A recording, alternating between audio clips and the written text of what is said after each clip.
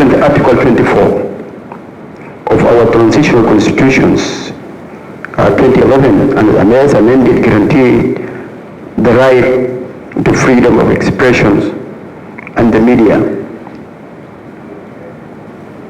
Our constitution says every citizen shall have the right to freedom of expression, receptions, dissemination of information, publications, and access to the press without prejudice to the public order, safety, or moral as prescribed by law.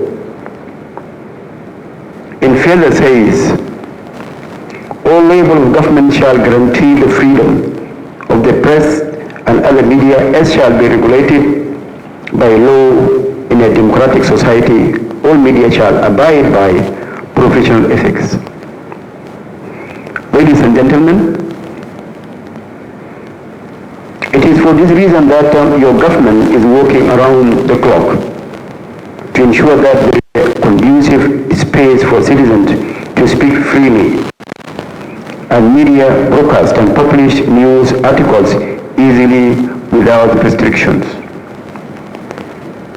We in the government noted that there are challenges along the lines as reported by some UN agencies, the Committee to Protect Journalists, among the others, citing that some government security agencies allegedly acted harshly against the media. In nation building, often there are challenges. Most of these happening are not deliberate. It is crystal clear that the media space has improved over the past years despite some minor isolated cases. The government is working tirelessly to address some of these issues reported and ensure that the civic space is conducive for all of you to do your work. In every nation there are challenges, and South Sudan is no exception. Ladies and gentlemen, the freedom of expression is not absolute. It is not absolute in the sense that both of the journalists and civil society organizations must exercise this right responsibly. We are seeing AMDIs doing a commendable job of professionalizing the media. I would like to appeal to all the journalists to join the Media Development Institute so that they get trained on the ethics of journalism. This provision you are in requires people with open mind, integrity, and discipline. It is only if you go to journalism school that you learn discipline, ethics, code of conduct, media laws, and other important subjects that could sharpen your minds to be able to report accurately without adding your feelings and opinion to the news story. It will not be genuine to insult people in the name of freedom of expression.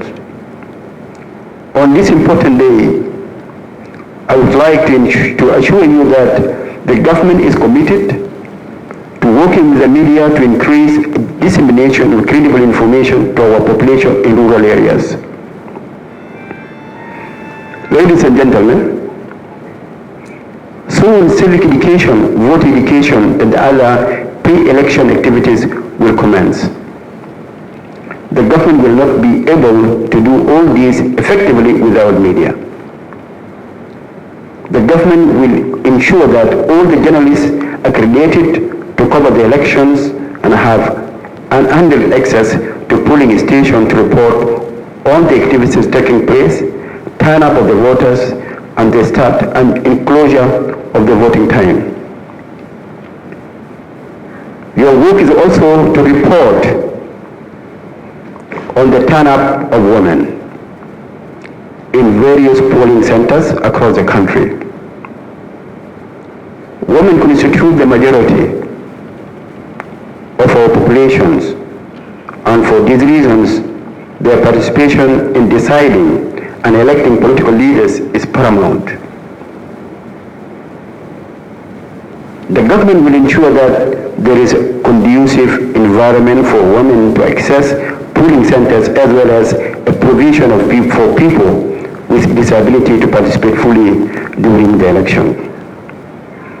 Finally, I thank the media organization that organized this year World Press Freedom Day and AMDIS and the donors for availing funds to pay for the cost to ensure that we gather here to reflect on the need to protect the freedom of expressions, the need to protect the journalists, give unhindered access to information, and build trust, confidence between the journalists and security apparatus to understand that shared responsibility to ensure that the public is protected and served with accurate information.